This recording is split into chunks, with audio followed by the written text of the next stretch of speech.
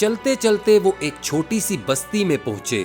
انہوں نے لوگوں کو بتایا کہ وہ 20 سال سے حکیم ہیں اور کبڑوں اور اندھوں کا علاج کرتے ہیں۔ پوری بستی میں خبر پھیل گئی۔ کئی مریض علاج کی غرض سے ان کے پاس پہنچ گئے۔ پھر دونوں نے علاج شروع کیا۔ کبڑے نے ایک اندھے بزرگ کو کمرے میں بلایا۔ اس نے بوڑھے مریض کے ہاتھ پاؤں رسیوں سے باندھے اور کہنے لگا، بابا جی ذرا اپنی آنکھیں تو کھولیں، ابھی ٹھیک کیے دیتا ہوں۔